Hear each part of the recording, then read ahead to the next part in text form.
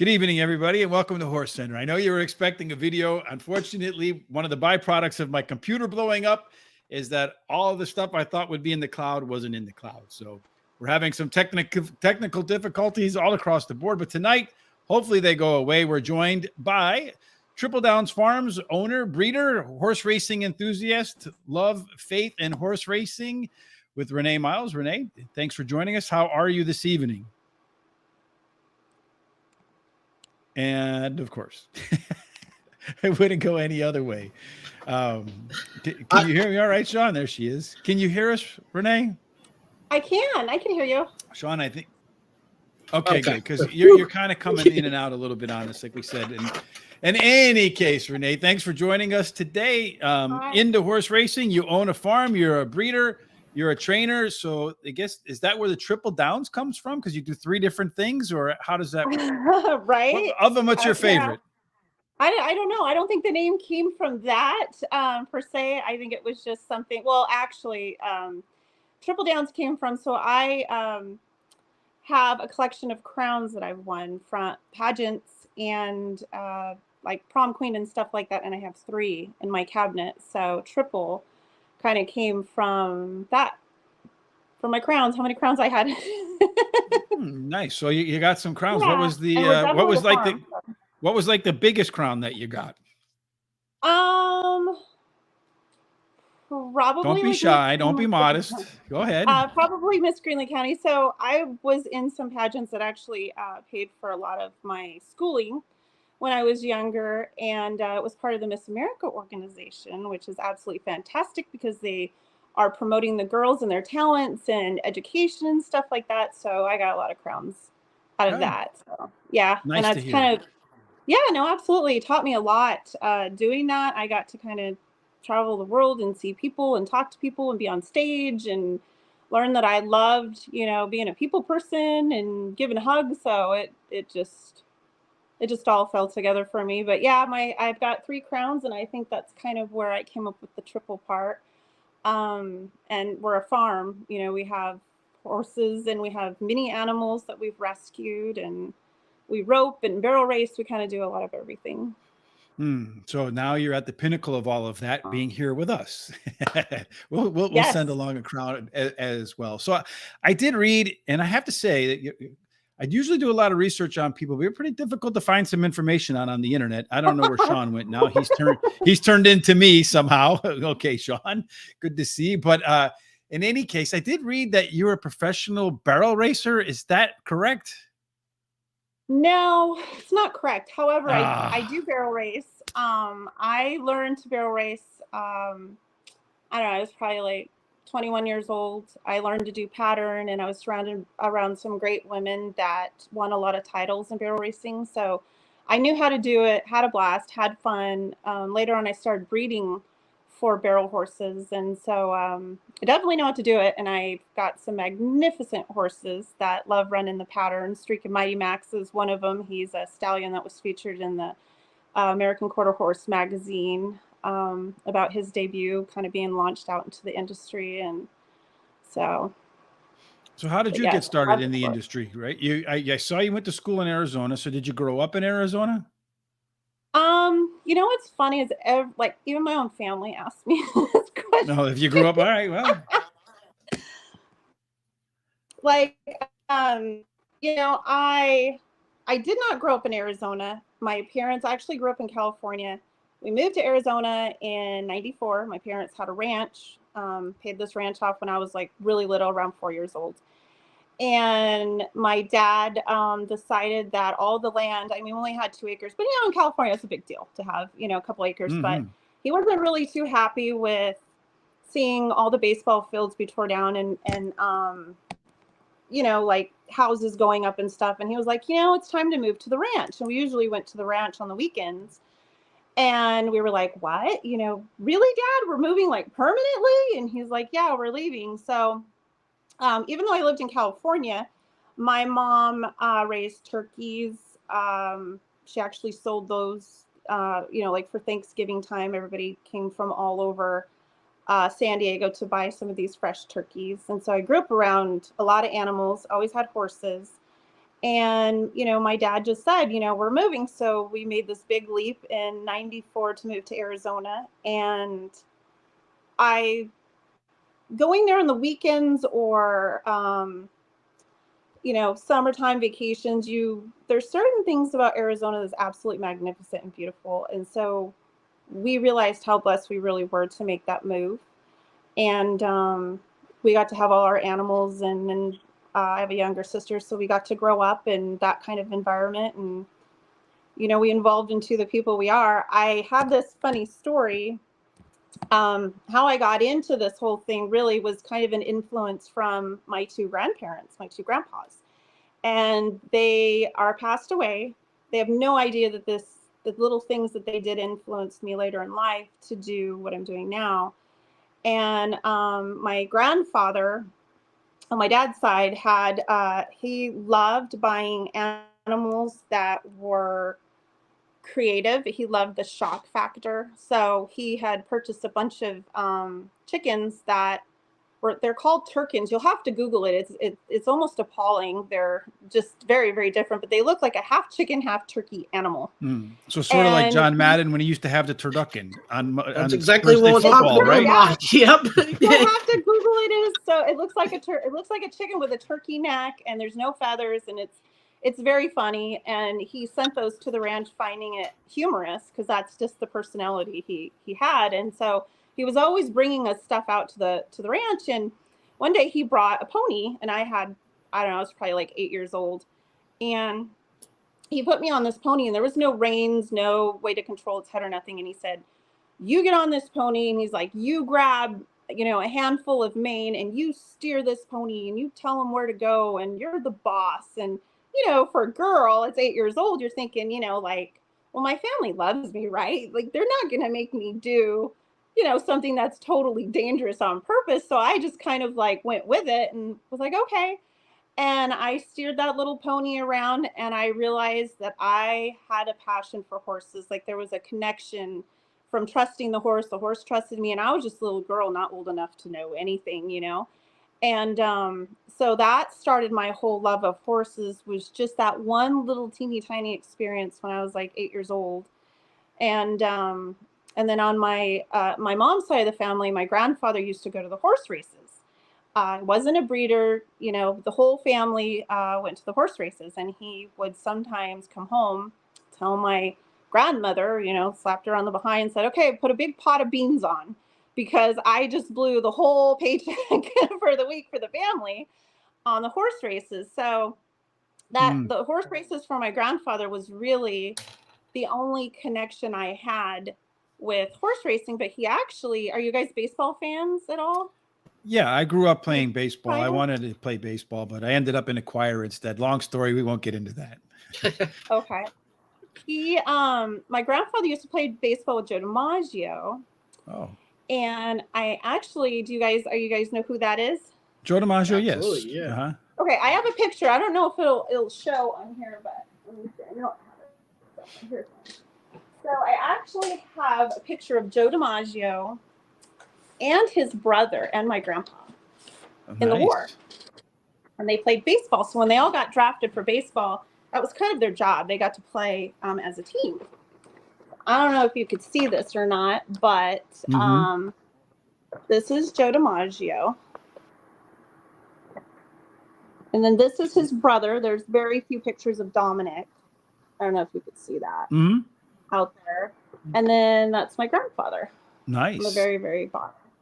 Yeah. So that is the man that actually somehow spiritually has gotten to my system to have this passion for racehorses.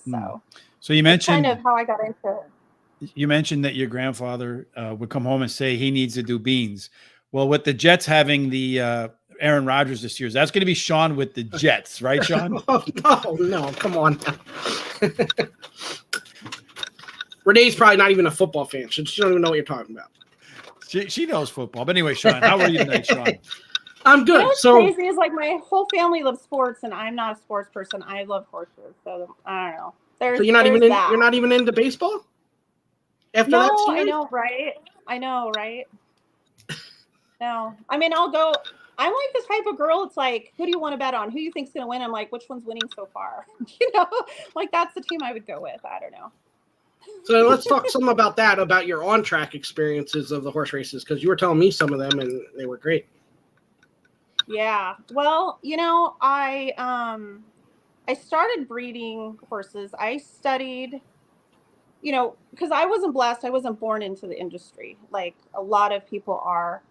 And I was surrounded with a lot of that were basically and experiences and things that they've been doing. I just slowly got hooked onto it, but I didn't just dive into it and say, okay, I want to race racehorses. I studied bloodlines for about 4 years and started thinking about what I wanted to breed and what I wanted to put on the ground and what I wanted to race. And I went on a mission to find an own son of Stormcat because I loved that bloodline. I love the Secretariat bloodline. A lot of my pictures and stuff you probably see in the background are of the great infamous Secretariat. So I do breed Secretariat bloodline through the female line, not the male line. And so I started breeding these horses, and it's taken me forever to find some of these old school bloodlines that most of them don't exist anymore. And so I just started this incredible breeding program, and my team has been coming together, and I've been kind of doing traveling from New York, went to the Saratoga races. And I got to see Steve Asmussen, which is absolutely a fantastic human, very kind, loving. And I got to kind of experience, all of that and pick the dirt up and let the dirt off the track run through my fingers and all the inspiration that all of that comes with. So I'm excited to race my horses next year. Now I do race quarter horses and I race thoroughbreds. So there's two separate things right there. Being in Arizona. So do you believe, and maybe this goes back to your grandma horse racing, who is a regular, one of our biggest supporters. She has this theory that filly on filly, so female owners, trainers, jockeys do a better job communicating with female horses. So I just kind of want to rewind to your story where you grabbed the pony by the hair. I was going to ask you then, because I kind of knew that was going to come up. So is that a female horse? And also, do you believe in the filly on filly theory? It wasn't a female. But as far as like connecting with the horses, I mean, starting with females in general, okay, so we're born to be the nurturing ones. I mean, if you think about years and years and years ago when our grandparents and great-grandparents, were still around, it was always the wife or the mother that was, being the glue and the sensitive one and the one that connects and, all that. And I truly feel that there's a connection. I think for me, I don't know if I could speak for the rest of the world, but I think for me, there's a huge connection with the horses. And that's why I like my bio when we talk about like, love, faith, and racehorses. My whole team's surrounded with the love of the Lord, and every single one on my team, including the trainer, we love the horses. When you go outside and you look at them, they have quiet eyes. They are so happy. Every single one of them thinks they're the most magnificent animal in the world, and they've won all the titles. They don't know any different because they're so loved, And so when we go out there or people come to my farm, one of the things they say is like, oh my gosh, like when I look into the horse's eyes, it feel like they understand me, or they look at me, or they stir up some kind of emotions because the horses really look at them and kind of see past, their face, and no one really believes in that or experiences it. And so that's what I'm so excited about when they come to my farm, is they're so loved that they display that to other people. So, I bond with all my horses being female, absolutely, for sure. But I spend a lot of time with them too. And I love every single one of them. I'm very connected to all of them. All right, we have a trick question coming up here for you, so okay. forgive me, all right? But I'm sure you'll get it right. Kevin Serrano says, who's your favorite jockey? So I have a feeling that you already know the answer to that question.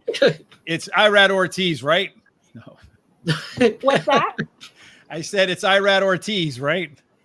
Yeah, right. I just saw him. I took a picture with him too. He was in the paddock. There you go. Walked by and he waved, and I was like, "Hey, come here. Let's take a little picture." And I sent it to Cave, and he's like, "Mm-hmm, mm-hmm." I But didn't know that. That was just a I lucky absolutely guess. adore Caven. He's a really good guy. He, he told me a story that when he was in Puerto Rico, that he used to take some kids and they would go out into a baseball field and he would talk to them and preach to them about the Lord. And, you know, when I saw what kind of a heart he has and the kind of human being he is, I understood why the horses loved him so much when he came to my farm.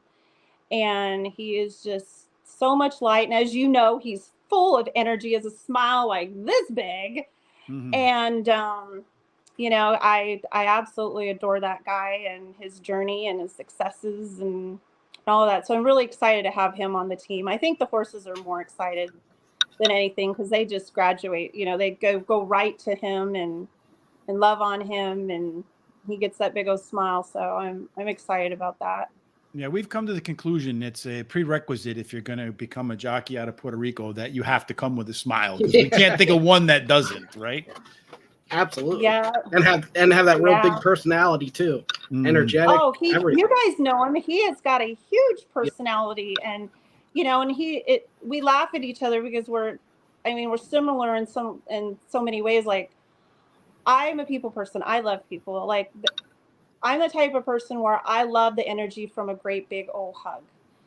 From even if it's somebody you meet, that energy just feels so good. And we love people, like I would never not invite somebody in and have conversations and listen to stories. I am that girl. I love that. And he's the same way.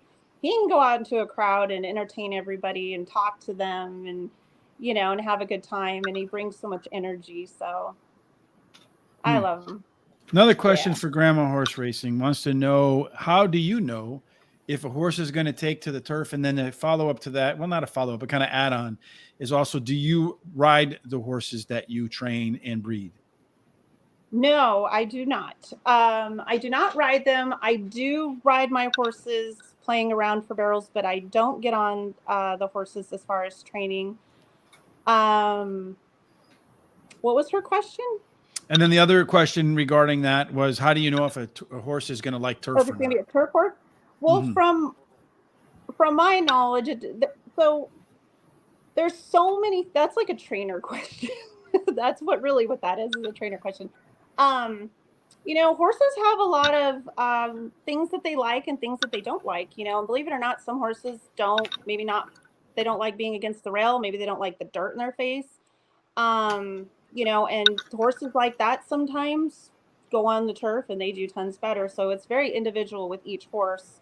From my knowledge so far, being in the industry, because when I'm around people in the industry, I am learning and I fly all over the US to talk to people and learn about their experiences because it's a never ending opportunity of knowledge. You know what I mean? Like, there's always something changing, there's rules or there's something you discover. And so, it's been a learning process for me. And like I said, I'm still learning about all this. I'm enjoying the journey. And more than anything, it's meeting the people and the paths and, that whole thing. But yeah, I've got a great group of people that can kind of teach me all this knowledge about what I'm getting into and, how we get there. It's like I've got the breeding program down. Mm-hmm. Yeah. Well, speaking of the breeding, take us from like the beginning to if you find a horse that you want to breed with one of your horses, how does that whole process? I mean, I don't need the birds and bees part of it, but everything else in between. Yeah. What's the process with that? Well, for me, everybody has their own theories on why they breed, how they breed, they line breed, they inbreed, there's so many factors that come into breeding. And you also have to look at the soundness of the horses that you're breeding, because if you get two horses with sound issues and you breed that, guess what you're going to get? Most likely you're going to get a sound issues. Mm-hmm. So, it's not really getting two horses that look magnificent and getting them together and saying, okay, let's see what happens. I mean, that possibly, I'm sure, has happened, but that's not really when you're looking at how the expense is and the longevity of the horses, because when they're done with racing, you want them to have another career, right? So there's lots of things that come into play when you're breeding. And when I was researching bloodlines and learning about all this stuff, I studied all the Triple Crown winners. And it took me a while, just as far as horses that were in their pedigrees.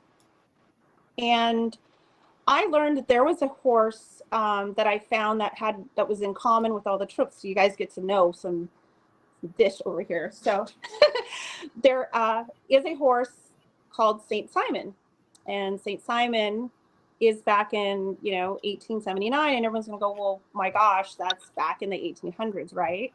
Well, what's interesting is that Saint Simon was like, I don't know, it was maybe like 45 times in Secretariat's bloodline.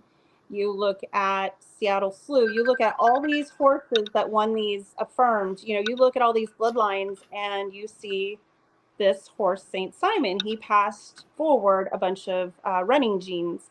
And so my program is kind of different, and there's more to it. That's the short version. I'm not going to give up all my secrets, but the short version is I breed my horses according to what is in their actual bloodlines.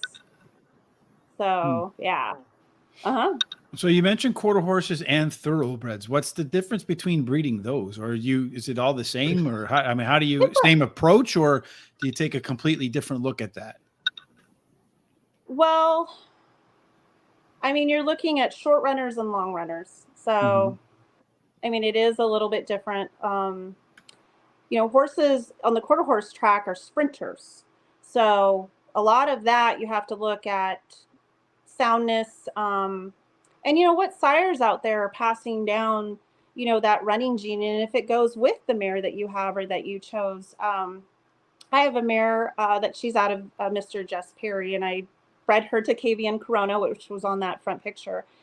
And he's a 2-time world champion, and he stands at the Lazy E Ranch. And he is absolutely magnificent. And one of his qualities when he runs is he's so determined that he will make it across that line, even if it's by like that much. But he wants to run because he wants to run. And I think that's one of the magnificent things about horse racing is when you get a horse that you don't have to force and really try to like get them to understand what their job is. When that clicks and the horses are happy and they feel good and they want to run because they want to run on their own, that's what you're after. And so horses that have that mindset is fun to breed to because you're hoping that passes down. And people don't give mares enough credit because, a lot of these magnificent horses also took after the dam side. And they were absolutely incredible. They were maybe blue hen mares, which means horses that put nothing but champions on the ground and they're female. So, you get that combination with a stallion that, wants to run on his own, is a world champion over and over. How could you go wrong, I'm starting to hear that more and more. I'm starting to hear that more and more about you want to research more of the female side than you do the male side when it comes to breeding. And nobody really knew that back in the day, but I think we've evolved, from a lot of the scientists doing tests and looking at chromosomes and things that cancel out. And there's a thing called an X factor. Some people believe in the theory, some people don't. Secretariat had a large heart. There are other horses that had large hearts as well. And a lot of that they feel was a gene that was passed down through the female line that was able to pass down, to the full. Still to this day, there's a lot of that large heart gene going on. So that's also something you could research that too and come up with your own decisions if you agree with it or not. But I would say a good half of the breeding farms out there believe in it. So the bigger heart means the horse is going to have a little bit more ability to process oxygen, and then in doing so have more stamina and be able to recover more quickly. Is that kind of how it goes?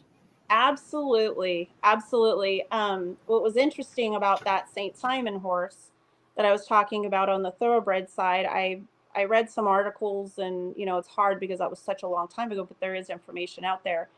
And I know, like, War of Will, I think he's the last standing most St. Simon in his pedigree. And, or it was Warfront, sorry, Warfront. And,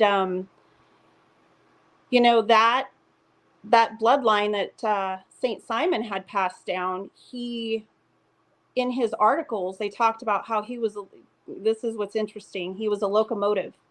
And the jockey had said that it took him time. He would stay in the back and stay in the back, and he would warm up, and that engine would start cranking, and it would start cranking. And then pretty soon he said he would take off, and it was like a locomotive. He could never slow him down, and he was just gone. And back in the day, he was unbeaten, and he ran out almost 2 miles, and they still couldn't stop him, and he won absolutely everything. And so when you look at Secretariat, it's interesting as just conversation that he was the same way.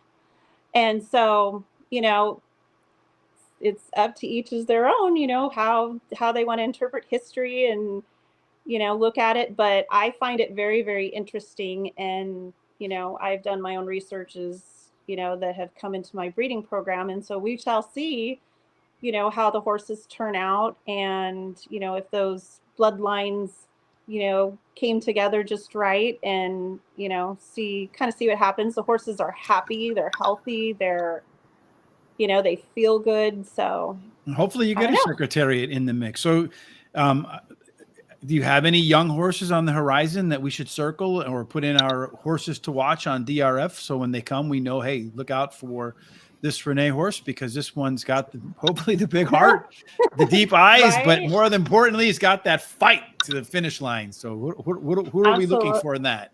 Absolutely. Now, do you guys follow the quarter horses as well, or do you guys just keep track on the thoroughbreds? I do mostly thoroughbred stuff, but I know most of the people that, a lot of people who play the horses for the gambling part of it, I think they'll take anything as long as it's a winner. So I'm a little bit like, the quarter horses are a little bit crazy to me, because I talk with the gentleman, forget his name, his first name right now. I think it's John Hernandez from Prairie Meadows. And he mentioned how, you just watch videos on them, and the ones that break straight are usually the ones that win, because you watch those races and it's kind of like those bottles that you open up and like confetti flies out every which different direction. When I watch the quarter horse races, like they open up a confetti bottle because the horses just go like boom, but the one that goes straight, that's the one that wins. But in any case, yeah, quarter horses are big now, big, but started racing in Kentucky now. So, or actually they have been, but it's getting more popular. So quarter horses are kind of, making their way. In quarter horses, there's a Triple Crown, just like we have in thoroughbred racing. However, with quarter horses, there's only been one horse in history that won the Triple Crown, and that's Special Effort. So no other horse has actually claimed that title. They've been close, but they haven't been able to get it. So it's fun to see what the future holds. And, everybody has the same dream, doing the same thing, and has, their own theories. But, nevertheless, the journey and the love of the horses and, the Lord and family, we feel like we already won, but it'll be really neat to see the horses when they go on the track. I actually have a horse. His name's Rack 'em Up Royal. He's actually an appendix. So his mom is a Secretariat mom. And I bred him to a First Down Dash son, and I'm very, very excited about seeing him out on the track and seeing, next year what he's got. And I have another quarter horse, which his name is Mooney's Money. And that horse, I have to say, he has a personality that captures everybody's heart when they come and see him. He has look in his eye. He looks deep into your soul. He's very playful. He's very funny. He has a sense of humor, believe it or not. Horses I don't know if you guys seen horses that are funny, but this one's funny. He's a funny guy. He loves to show out. I mean, matter of fact, Caven, we were doing some desensitizing. We had some tarps, banners that were hung around the arena, and the wind was blowing. And so Caven's like, come on, Bull, let's go over there and check out these, banners that are blowing around. And so he took him over there and he shook the banner, and, Bull just kind of looked back at him, and then he looks at Caven and looks back and grabs on that banner and just starts shaking the heck out of it, and it was just so neat to see his personality. He's not scared. He's absolutely fearless and loves to be a ham. And, I definitely think those two are going to be on the watch list. At least we're going I to see feel them like next year. Yes, they're And going to be racing in March. They're going to be in Texas, New Mexico, California, Arizona. We'll and they're see both how far quarter they horses. get. Yes. And the second one was Mooney's Money. Yes. Mooney's Money. And the first one again is Rack 'em Up Royal. Rack 'em Up Royal and Mooney's Money. So make sure you mark that down in your quarter horses to watch list, because we're all going to cash in on those, because we got to tell you. No pressure. Well, people come on the show, Sean, afterwards. They have great. Oh, I know. I know. Absolutely. Look at Javier Castellano. Has anybody had better luck after coming on the show than him? No, I can't imagine. So there you go. That's what you got to look forward to, Renee, right there. Yes, you're going to win the Triple Crown race for sure. Yeah, wouldn't that be neat? That would Didn't be. you win 2 of them, right, Sean? This year? Yeah. Indeed. For sure. Yeah. So where do you see yourself in 5 years? I mean, if you closed your eyes and you imagined and you could be where you want to be in 5 years, what would you be doing in the horse world? In 5 years. Well, I would love to have a fantastic racing barn. I know, like, when I look at my bucket list, because I have a bucket list, but one of the things on my bucket list is, like, I don't have the desire to travel and see, like, the world or live extravagant. Like, for me, it's just getting up and having a lawn chair out there and watching the horses work and train. And that is truly, like, my passion. So I definitely see myself being surrounded around all of that.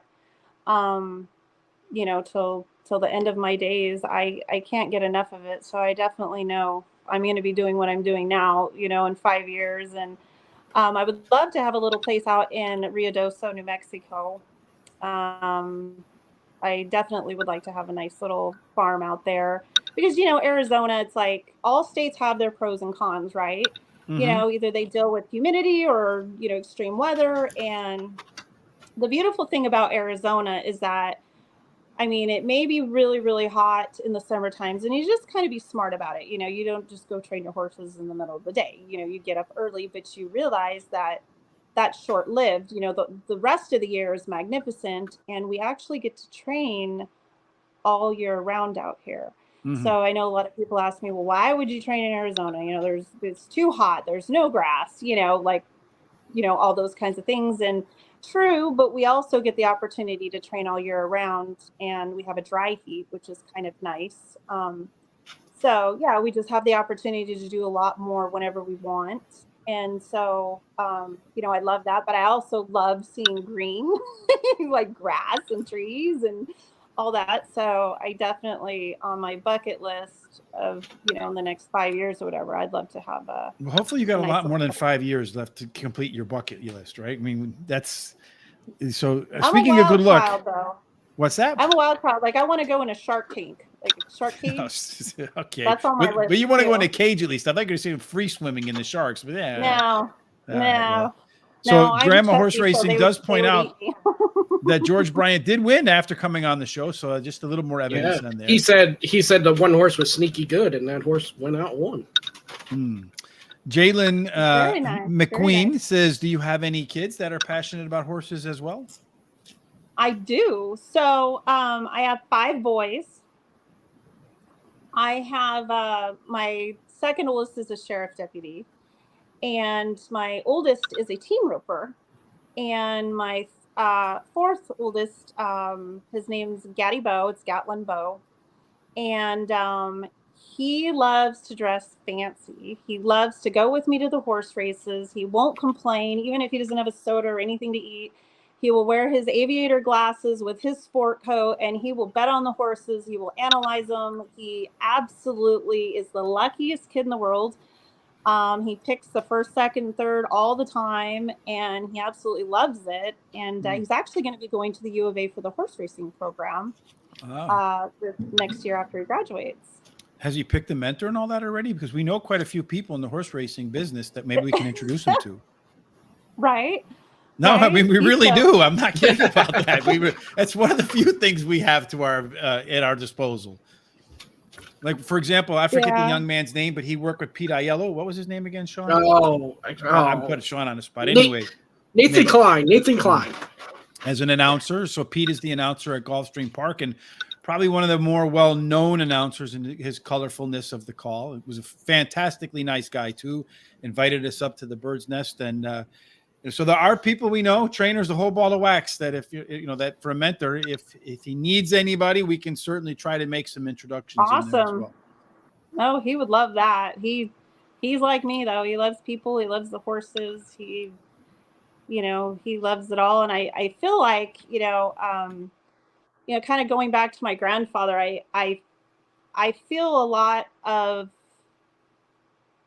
I don't know, like I feel like, I don't know, everybody has their own beliefs and stuff, but I do believe like my grandfather is around. I do feel like he's a part of everything I do with the horses because he loved them so much. And, every time I would go to breed my horses, or not necessarily breed them, but trying to find the combinations where there was a certain horse that I wanted. And, I always, I have a lot of faith. It's just, who I am. And a lot of this stuff, I would get little hints and stuff that would just randomly pop up in the middle of nowhere that would remind me of my grandfather. And, I just feel a lot of his, he's in heaven, but, a lot of his love and light shining down on us. And, our whole program's just filled with, like my bio, just love and faith and the love of the horses and family and all that. And I don't know, I get a really good feeling about it. It's exciting. You feel unstoppable when you get that feeling inside of, everything's connecting and the horses are happy. That's the neatest thing. I have roses all over my farm and I just have them absolutely everywhere. And it's really hard in the desert to have, grass. Is that manifesting a Kentucky Derby winner, like the banner you have in the background? Is that the goal with that? Well, it's like my inspiration. I would love to be there one day. So that's, definitely that. But the roses, I just feel like it makes the horses feel like they're important. And I don't know, it's just my way of showing them I love them, even though they don't know that a flower expresses love, but I know that. And that's all that matters, And so all their stalls have nothing but rose bushes around them. And I play in the barns. I've got oldie music that I play, so they all know the oldie songs. And, it's just a very happy environment and very, there's not a whole lot of stress and, they're just enjoying it and all the broodmares are happy and, So at Grandma Horse Racing, then I can tell just from this few minutes that you get really attached to your horses. And when that's going to be the case, then when the claiming game comes, I have a funny feeling if you have a horse that gets claimed, your eyes well up. How do you handle that?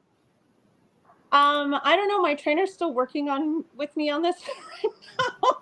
I'm sure there's going to be conversations down the road. I prefer not to be putting my horses in claiming races. I've had a lot of people tell me, if you're going to have a big heart like this, you really shouldn't be doing this profession. But, to me, it's like, I want the horses to be happy. I love them. It's just how it is. And those horses know that I love them. And I feel like they perform better when they know they're loved. And it's no different than having like a cat or a dog or any other animal that you have a connection with. Like if you actually spend enough time with them, you'll see things. They'll communicate with you in certain ways. And, I don't have to cross that bridge when I get there, but I know I don't plan on. Well, I would doing think anything. anytime you're at a claiming race, my advice would bring a box of Kleenex because I think you'll probably end up Oh peeing boy. it. Oh boy. And then I don't know. We'd probably withdraw from that race, and they'd be like, my trainer would be like, what just happened? I'm like, no, we ain't doing it. We ain't doing a claiming race. yeah, and then Keyman says to give Bree a shout out. Hi, Bree. I love you. The claiming game is brutal, says Rob Schultzman. Sometimes you don't have a Yes. choice to pay the bills. Yes. Well, hopefully all the That's breeding. absolutely true. That is 100% true. I mean, Well, hopefully you know, all the in the research you did industry- on breeding and all the lines that you've connected, that they all actually play out and everybody wins the maiden special weights and goes straight into the allowance and the optional claiming, and you don't have to put them in and you never have to worry about it. And there you go. That's the goal. That's it right there. I mean, you don't know till, you know, you get out there and, you know, do it and stuff. But, you know, and like I said, everybody has their own theories, their own ways. And it's not just with horse racing, it's just life in general, you know. So every farm has their, you know, things that they do, or maybe they were grandfathered into it or whatever. But this just happens to be the little, you know, a little farm out in Arizona that breeds out of love and light and the Lord and, you know, the scientific theory that I come up with in my office about breeding, and I'll see what happens, you know. Well, that's interesting too, because a lot of people have been blaming breeding as far as like the breakdowns and stuff. Do you think we have to be more careful with that? You know, I haven't been in the industry long enough to make opinions for the people that have, but you do have to be very careful with the breeding. I do know that, just from things that people have shared with me and experiences and, you know, all that. You definitely have to be careful what you're doing, and kind of like what I was talking about with the soundness issues. And that's like a whole nother hour of talking about bloodlines and breeding. But yeah, you have to be careful. You definitely have to look at all the factors, you know, when you do stuff like that. And it also brings up that whole, I probably shouldn't even mention it, but, you know, is what it is. But, you know, when we race horses and at what age? The You know, 2-year-olds versus 3-year-olds. at and two, so it's forth, like their knees are finally, you know, healing and fully developed. And when you race them early, or you race them too long, or they don't get enough break, you know, that causes them to break down as well. So, but then again, you know, that goes back to the breeding. Are they bred with big knees and big hocks and, you know, stuff like that? And that's part of the reason why I choose, just for my breeding program, to get a lot of those old school bloodlines and mix them with some of these new school bloodlines. So they get these bigger knees, they get these bigger hocks, their longevity is going to be around for a while, and they're not going to break down as much.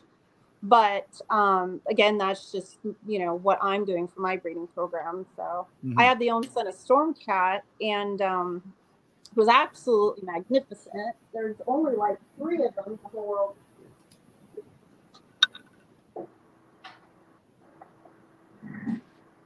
So he is a thoroughbred.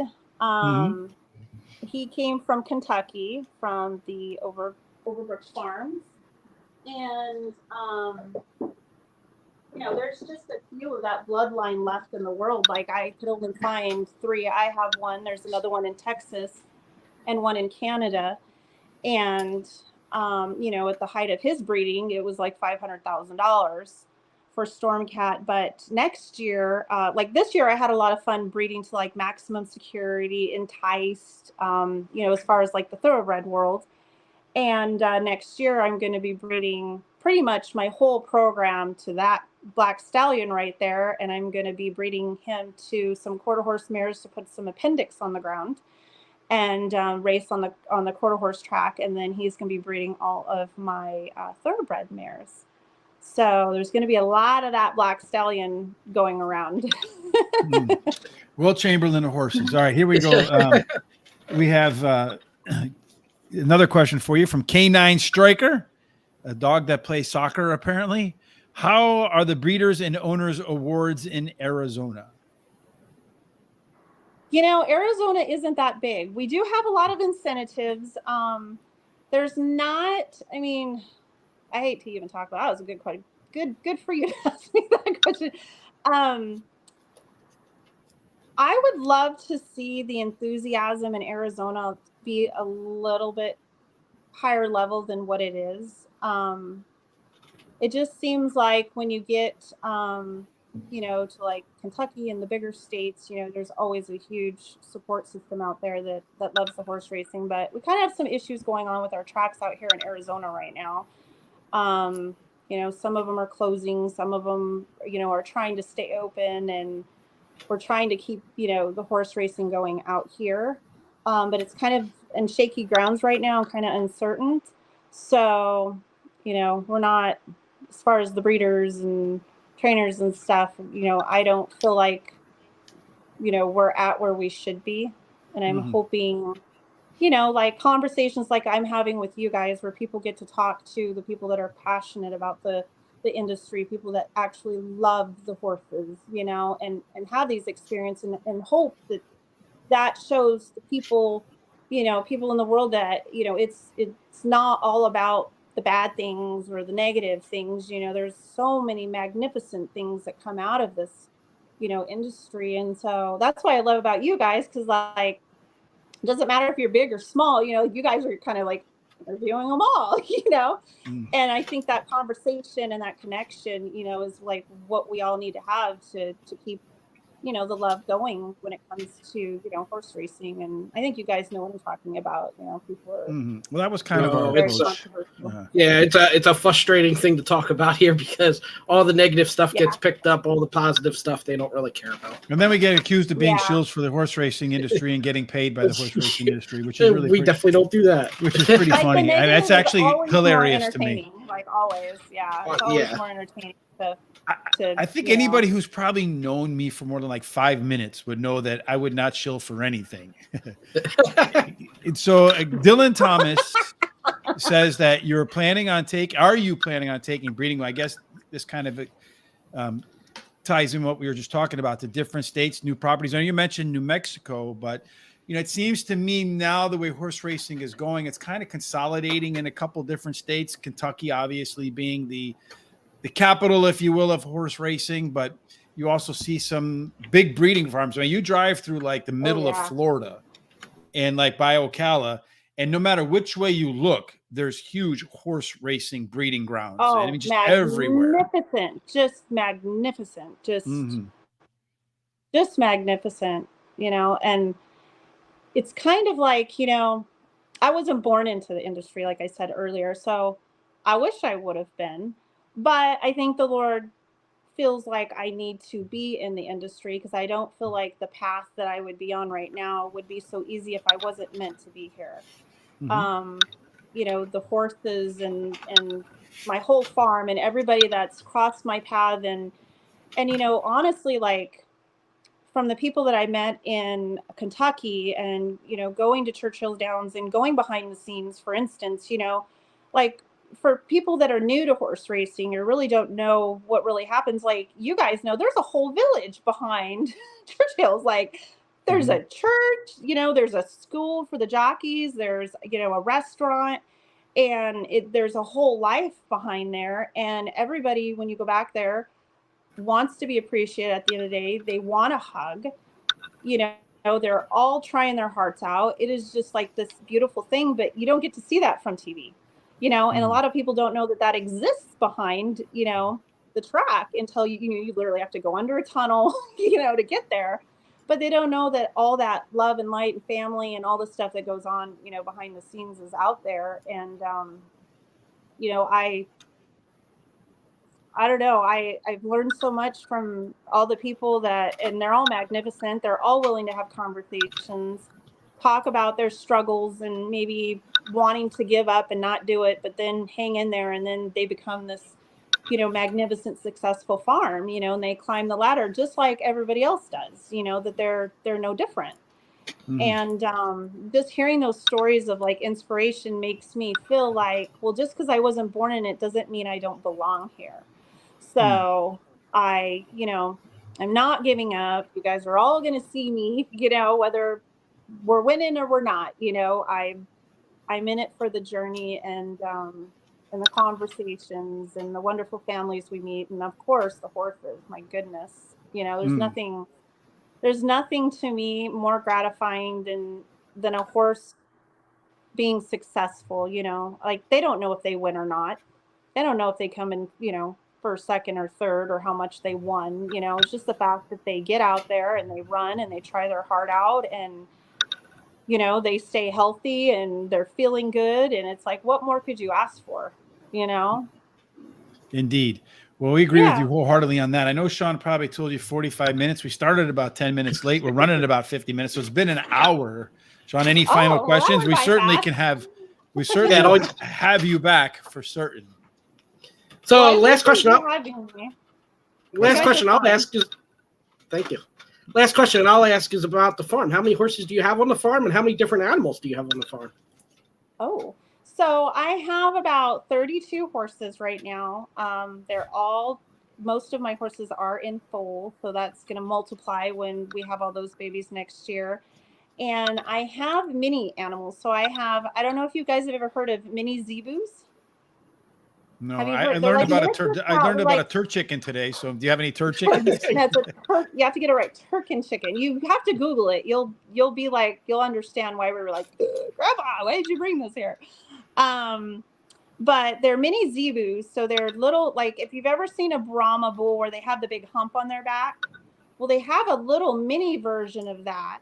They're miniatures. So they're these little mini cows, these little bulls with these big humps on their back, and they're just adorable as all get out. And I have several of those. One just had a little baby, and I have a miniature donkey.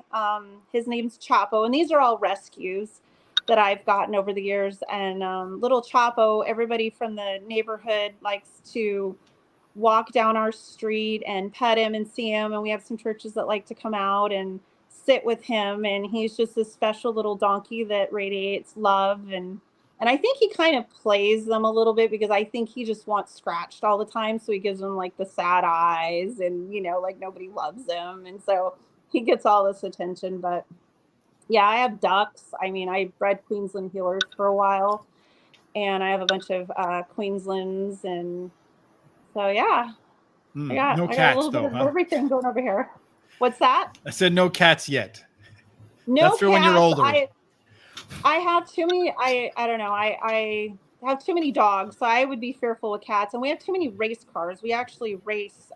We were racing NASCAR circle track for a while. We had like 4 or 5 cars, and the track started kind of shutting down. So all of my kids and Michael's kids, you know, they race the dirt track. And so like my son actually got Rookie of the Year in the NASCAR short track. So that was kind of exciting. But we changed gears so we can go to the horse races when our horses race and stay in the state as far as the racing. So they all race the dirt track. So Wow. So a racing family. Problem.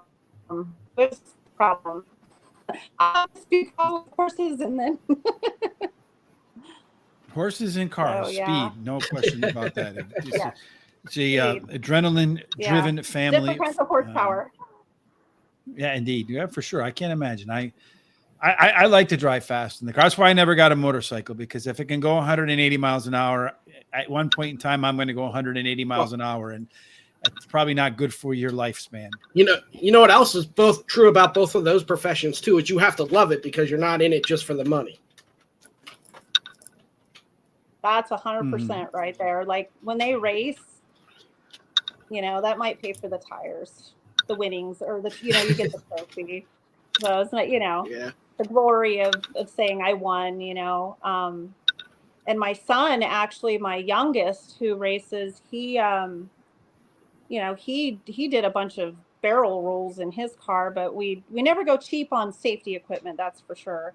So when he got out, he was like, oh, that was awesome, you know. And I was just like, you know, I was having a heart attack over it. I was like, well, are you trying to get, you know, win a trophy or win the award for the most barrel rolls? Because that just gave me a heart attack. But he didn't have a scratch, a soreness, not even my neck hurt, absolutely nothing. And he did like, I don't know, like five real good barrel rolls out on that track. Because the dirt track, I don't know if you guys ever watched it, but they slide and they slide around 2 or 3 cars, and you know, they're screaming fast, you know, going by and stuff. So, but yeah, so it's definitely entertaining. like drifting. It's what I think they call it in street racing, drifting. And if you want to watch something funny, and it can sometimes be, they can swear and sometimes be a little bit vulgar, but there's a show on YouTube called Top Notch Idiots, where one of the things they do is they get a professional driver, and they go to like places where you go to take your driving test.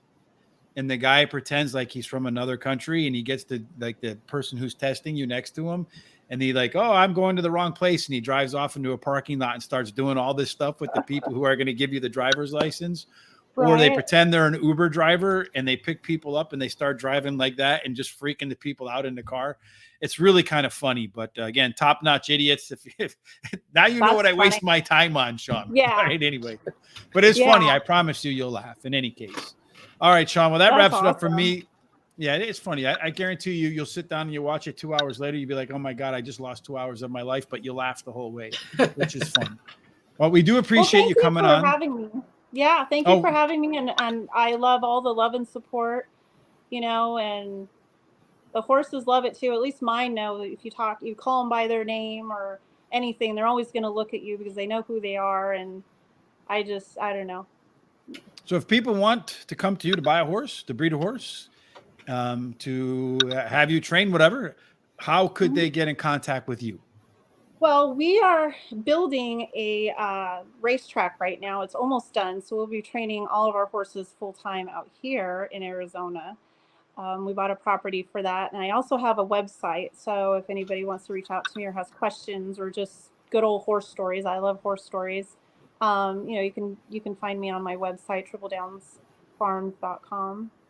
All right. Triple and Downs. I like to post videos on Facebook too. Like, I love music. I am a music person, like you don't even know. And I love the music being around my horses. And so I'll put some funny little videos and clips of when the horses are practicing and playing and doing things out on the farm and in the arena. And I will try to capture a little of their personality and add some fun songs to it. So on my Facebook, Triple Downs Farms, you guys can go on there and watch some reels and stuff of the horses playing and, kind of having a good time. So make sure you go get Triple Downs Farms on Facebook for the videos with the horses having fun to music. And if you're interested in working at all with Renee, you can find them on tripledownsfarms.com. Again, thanks for joining us. We'll have you on again because as you're closing in on getting the first female owner to win the Kentucky Derby, I don't know if that's true or not, but I'm just making that up now so we can give you that award now. That we'll have you back on the show before then and long before then. We want to do that. Indeed. That's why you have the roses around the farm. It's a precursor. It's like I do. Albert Einstein said, the imagination is the preview of things to come. So we appreciate you joining us tonight. I appreciate Have a great evening. Me. Thank you. Bye. Thank you. Thank you. Good night. All right, Sean. Darn it. I got the big head.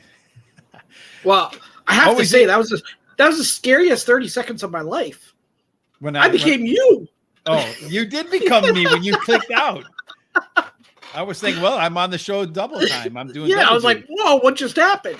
Hey, so one quick note before you and I part. Obviously, I'm here tonight. I'm not Jamie Martinez, and because she is in, like many other folks, in the path of the hurricane down there in Tampa. So, Jamie, if you're watching, we certainly hope nothing but safety for you and your family. Of course, my family is down in Florida too, not too far from Jamie's family. So anybody down in Florida in the path of that storm, we certainly hope that you're safe and that things work out to the best of the possibilities that are out there. All right, Sean, any final thoughts from you? Well, first of all, tomorrow night, if there's no more hurricanes or technical problems or whatever else is possible, who's on tomorrow with you and Jamie? So tomorrow we'll have on Roxanne Tanner. She's the ambassador at Louisiana Downs. She's been doing a little bit of everything at Louisiana Downs. She really promotes it. It's cool that Louisiana Downs even doing that. They have somebody really promoting the track, which they have a Swiss Army failed to do. Yeah, Swiss Army Sean of Louisiana Downs. And she's great. She's on FanDuel TV a lot on Mondays and Tuesdays previewing. She's going to come on. We'll talk about her journey. And then she's also going to preview the Super Derby that's coming up September 2nd at Louisiana Downs. All right, nice. And then tomorrow I will be on with our good friend Charles as we'll go through the card at Saratoga about 10 minutes before post. And then on Thursday, it will be Charles, Thomas, and I. So a trio of us trifecta of handicappers working on opening day at Kentucky Downs. And then on Friday, Tom and I are going to get together again, and we're going to cover the Saturday card a day early. So we'll get that out there and put that out there on Friday. So the first couple of days of Kentucky Downs we'll have fully covered here. And then next week, we're not quite sure what we do. We do know that we won't be here on Labor Day. But we'll be back on Tuesday and Wednesday. We're not quite unsure who will be the co-host with you, Sean, but maybe me, maybe Terry. It may just be you solo, bro. We'll find out on Tuesday. Well, we got to get guests yet, too, so we'll figure that all out. And as always, at Horse Race Today, Facebook, Twitter, Instagram, TikTok, Threads. Right down there. I forgot to turn that on. And also want to say thank you to everybody today. So we hit a milestone on YouTube, 4,000 subscribers. Finally, we want to get to 10,000. So if you haven't done so yet, kindly subscribe. One of the ways you can help us grow a little bit is on the YouTube station or channel at Horse Racing Radar TV. There's a link down there underneath every video that says share. If you could click on that, copy the link, and then post it on your social sites on Twitter, Facebook, Instagram, wherever it is that you communicate with your friends and fellow like-minded horse players. If you can kindly share our content, we'd greatly appreciate that. It's kind of like those pro commercials. If you tell two people and they tell two people and they tell two people. Well, and it's the best way to show. I can't tell you how many times I look at numbers just to see, oh, this is really growing. And it brings a smile to our face. It's not the bank account that's growing, but something's growing and it helps us. So any little thing you can do that you guys do for free, thumbs up, likes, that kind of stuff is what keeps us going. Mm-hmm. Yeah. Speaking of bank accounts, mine is not growing. Inflation is shrinking mine, unfortunately. So anyway, all right, Sean, as always, my pleasure to join the greatest co-host in all of the land, Swiss Army Sean. And of course, we thank you for joining us this evening, no matter what you're doing for the rest of this Tuesday night. Till we get together again tomorrow for Saratoga, we certainly hope you have God's grace, gifts too, favor, and that every single thing that you do, smiles grow, the bank account will follow. Didn't somebody say that once? I don't know if they did, but they just did now. So we know it's been at least twice. Everything that you do, Sean, ends up in the winner circle. Yeah. Thank you. Have a fantastic Tuesday night.